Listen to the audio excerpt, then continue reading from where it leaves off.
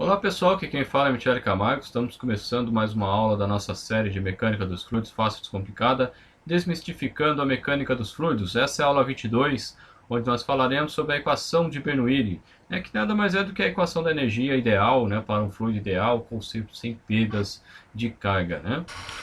Bom, só para você, esse é o primeiro vídeo que você assiste, só para você já saber, ter uma noção do que a gente já falou.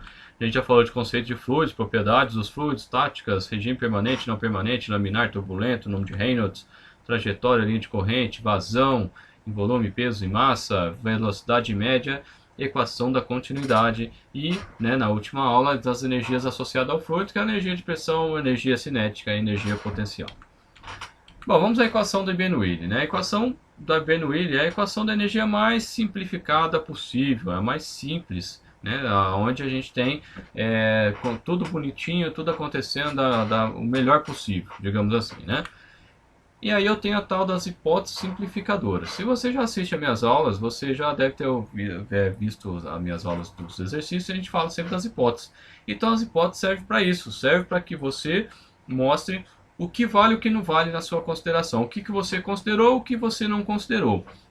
Então, no que diz respeito à equação de Bernoulli, o que nós temos? Nós temos que, quando que a gente pode aplicá-la?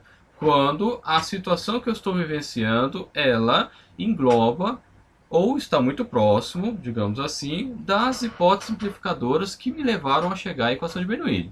Então não adianta você falar assim, eu estou considerando a equação de Bernoulli, mas no seu sistema tem outra coisa que a perda de carga é altíssima. Não vai dar certo. Então basicamente é isso. Então a partir do momento, quando que eu uso a equação de Bernoulli? Quando as hipóteses que a gente utilizou para chegar até ela sejam válidas ou estejam presentes no seu sistema. Vamos a elas. Escoamento e regime permanente, quer dizer que as propriedades são constantes em cada ponto ao longo do tempo. Lá nas aulas de escoamento permanente a gente fala mais detalhadamente. Eu não tenho máquina no meu escoamento, eu não tenho bomba, não tenho turbina, não tenho compressor, não tem nada. Só é um tubo, só tem o tubo ali, está escoando e acabou. O fluido é ideal. Então a gente também falou lá nas aulas lá de propriedades dos fluidos, o que é um fluido ideal. O que é um fluido ideal? É um fluido sem viscosidade, ou seja, que não tenha perda de carga, ele não vai causar perda de carga. Existe esse fluido? Não. Mas em algumas situações eu posso fazer essa simplificação. Algumas só, não na maioria.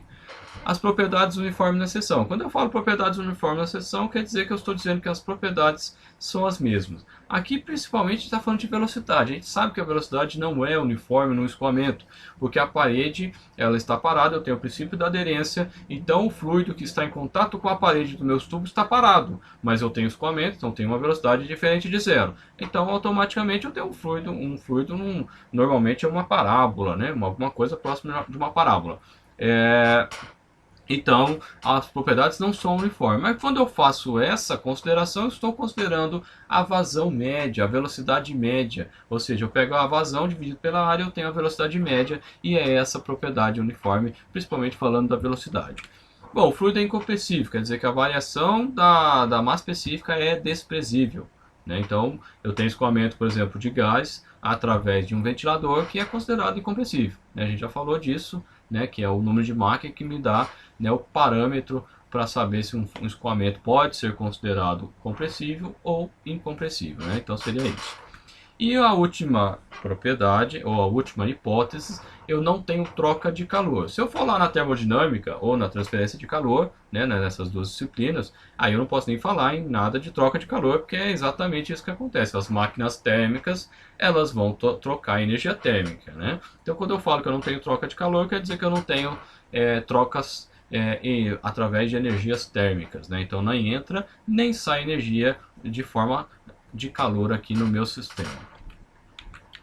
Bom, continuando, o que diz a equação, as hipóteses 2, 3 e 6? Ela está dizendo que eu não tenho energia nem entrando e nem saindo do meu sistema. Isso é a tal da lei da conservação da energia.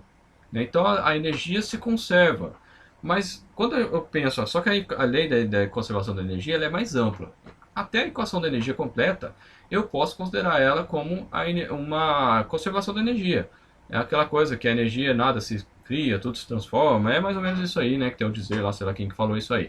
Mas quando eu falo da lei da conservação da energia, quer dizer que se eu tenho uma determinada energia aqui, eu tenho lá na frente eu vou ter uma energia normalmente menor e alguma coisa eu vou perder para o caminho. Isso é também a conservação da energia, né? Porque a parte dela eu perdi no caminho, mas ela se conservou não no meu sistema, né? Ela foi perdida, é o equivalente a eu pegar um punhado de areia. Vamos imaginar que eu tenho um punhado de areia na mão e essa areia ela representa a energia. E eu vou caminhando e a areia vai saindo, né, pelo vão do dedo.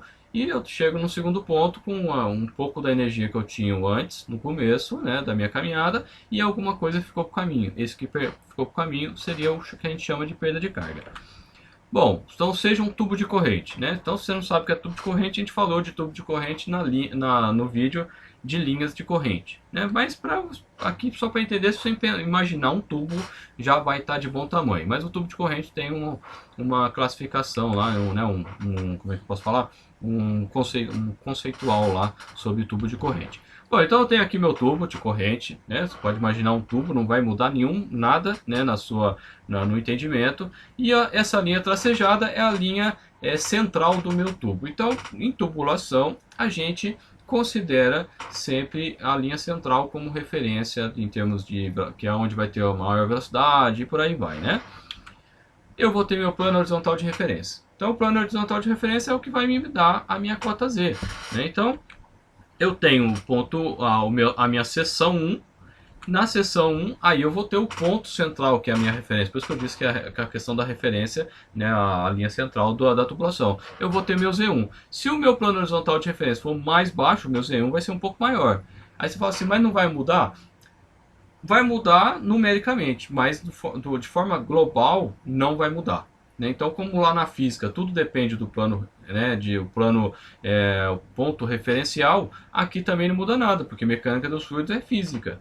Né? A física é uma coisa mais ampla, né? E aqui o plano horizontal de referência é justamente o meu ponto referencial equivalente lá na cinemática, que é o que falava, né, desses conceitos, né? Lá no ponto 2, na seção 2, eu vou ter o meu Z2, né, na minha linha central do meu tubo. Vou ter um V1, ou seja, uma velocidade na minha seção 1, vou ter uma velocidade na seção 2. Tenho a pressão 1, né, na seção 1 e a pressão 2 na seção 2. Bom, o que vai acontecer? Eu tenho como eu tenho um escoamento, na seção 1 aí, o que vai acontecer nessa seção 1? Eu tenho uma massa, vamos dizer que essa mão aqui é a minha massa, ela está na iminência de entrar no meu sistema através da minha seção 1. Então, quando passar um determinado tempo dt, que é um tempinho, um tempo pequenininho da minha massinha, ele vai adentrar o meu sistema. Então, ele estava na iminência de entrar, ele entra e percorre um certo espaço, onde eu vou ter o volume, né, correspondente a esse deslocamento do meu fluido. É importante, até aqui um conceito que eu não tenho falado aqui, porque até o livro do Frank Brunetti ele não comenta muito. Mas dependendo do que você for estudar, termodinâmica, dependendo do livro de mecânica dos fluidos, ele fala lá a respeito do volume de controle. Só o que seria o volume de controle? Seria o trecho aí entre 1 e 2 nessa minha figura. O volume de controle, como o nome fala, é um volume que eu estou controlando. Então, quando eu faço no sistema, por definição, a massa é sempre constante. Então, o sistema do bloquinho, né, o bloquinho está deslocando, então a massa não muda. No sistema aqui, que eu tenho fluidos, a massa está mudando. Então, eu passo a olhar um trecho e considero aquele trecho. É o meu chamado fluido de controle. O que muda na prática? Nada. Então eu estou pegando uma região, é só lembrar que eu não estou sempre, não é a mesma massa que eu estou considerando. Está sempre entrando uma massa e está saindo e está entrando outra e assim por diante. Mas, voltando aqui então. O que vai acontecer ao mesmo tempo lá na seção 2? Ele vai adentrar, ou seja, ele vai passar através da seção 2 e vai sair do meu sistema, que eu estou considerando o meu volume de controle, que eu poderia ter colocado aqui para fazer a mesma analogia, o mesmo desenvolvimento. Bom, o que a gente tem, né? Então, ao passar, o que a gente acabou de falar, né? Passou um determinado tempo dt, uma massa infinitesimal dm, ela entra, no meu sistema. Eu uso o termo a montante, quer dizer que ela está antes. Então, toda vez que eu falar o termo montante está antes do meu sistema, então o reservatório é a montante, que é o reservatório antes da turbina, né? Basicamente. E a jusante depois da turbina. Aí atravessa e entra no meu sistema. Então, o que é a energia? A gente falou na energia, na energia mecânica do fluido, a gente falou na aula anterior, é a energia potencial mais a energia cinética mais a energia de pressão, que é definida aí por dm1 vezes g vezes E1 mais dm1 vezes V1 ao quadrado sobre 2 mais P1 vezes dV1. Isso é como eu estou falando de uma energia infinitesimal, eu estou usando os termos, né, a simbologia dm, mas se eu tirasse o infinitesimal do E ali, né, ficaria o E1, eu teria que colocar a integral de P1 dV1 ali, que é o que a gente falou até na aula anterior. Na seção 2 vai acontecer a mesma coisa, a gente falou, uma quantidade de massa vai sair do meu sistema e vai levar essa energia. Então em 1 entra uma energia com fluido, em 2 sai uma energia com esse fluido que saiu ali da minha seção.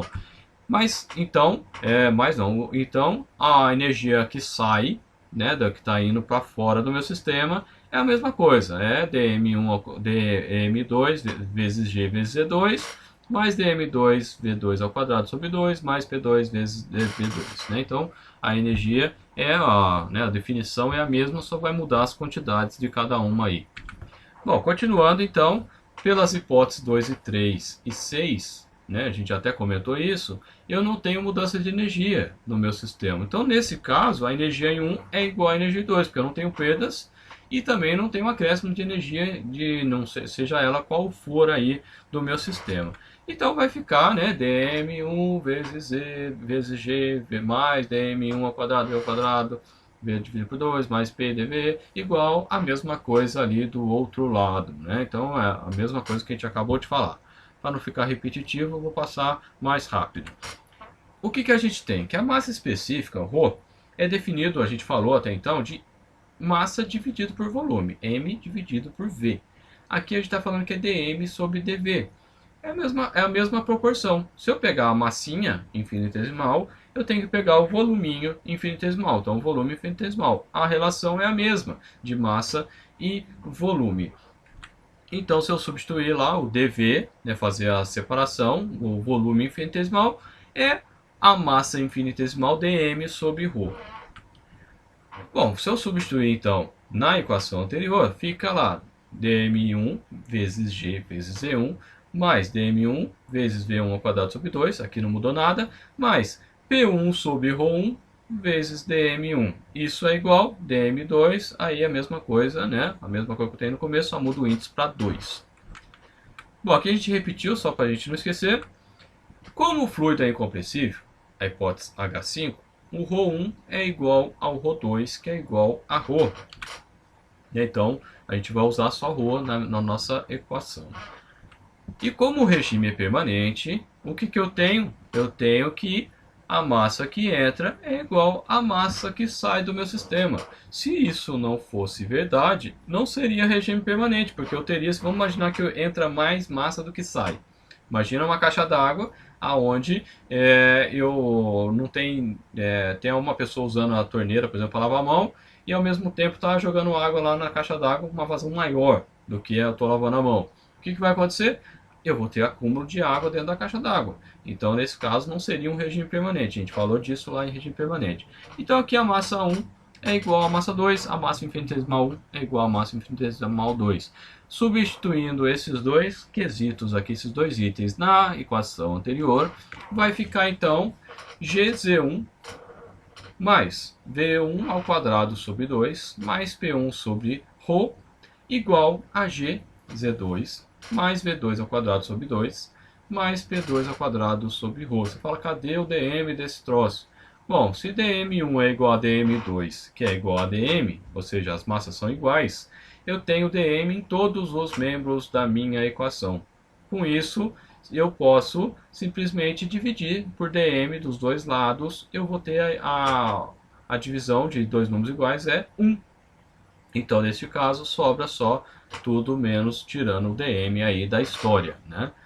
E aí, o que a gente vai fazer? A gente vai dividir por g, porque é a maneira mais comum que a gente encontra. Então, se eu pegar essa equação acima e dividir cada membro por g, vai ficar então Z1 mais V1 ao quadrado sobre 2g, mais P1 sobre gama, lembrando que gama é ρ vezes g, igual a Z2 mais V2 ao quadrado sobre 2g, mais P2 sobre gama. Aí você fala assim, e essa é a equação de Bernoulli. Só isso?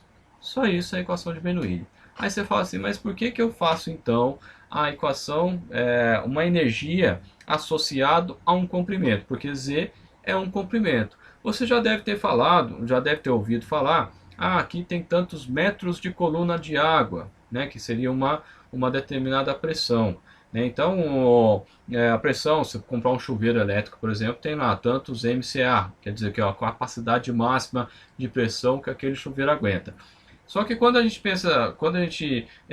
pensa na questão de uma instalação de bombeamento, por exemplo, eu vou tirar a água de um reservatório inferior e vou mandar para um superior. Então eu preciso saber qual que é a energia necessária para fazer, para deslocar esse fluido daqui para lá, e vou ter em considerar, obviamente, além da elevação, energia potencial, tem que levar em consideração as perdas que eu vou ter no caminho. E aí, pensar em energia na forma de um comprimento passa a fazer todo o sentido, por isso que a gente fala de altura de energia então, né? Bom, qual que é a interpretação da equação de Bernoulli, né? Só para a gente finalizar. Cada parcela tem um significado.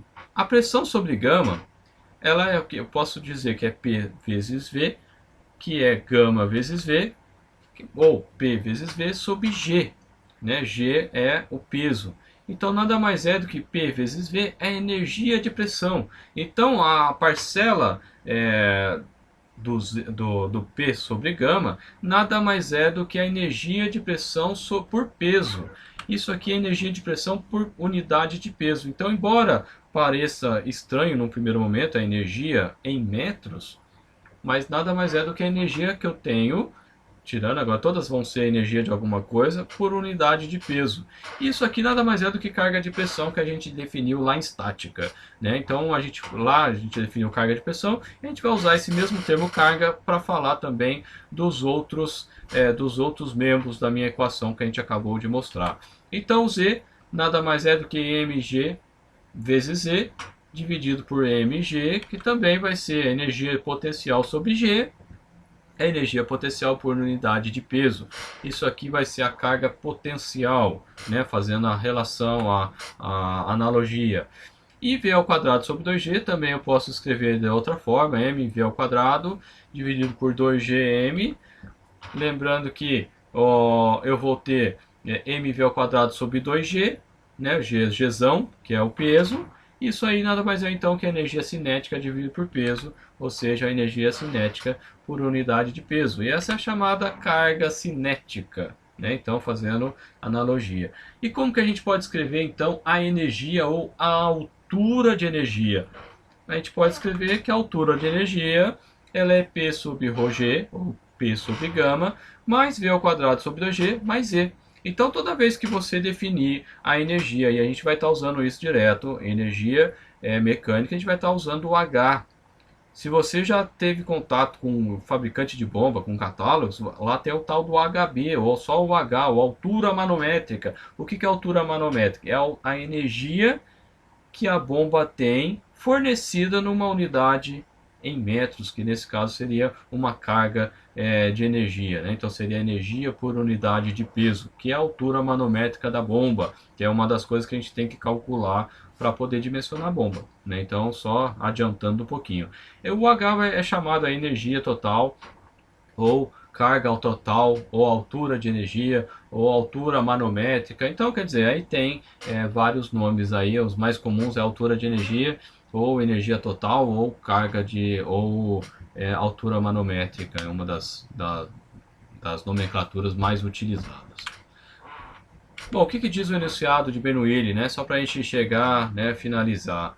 Ele diz o seguinte: se entre duas seções de escoamento o fluido for incompressível, sem atrito e o regime permanente, se não houver máquina nem trocas de calor, então as cargas totais se mantêm constantes em qualquer seção, não havendo nem ganhos nem perdas de energia.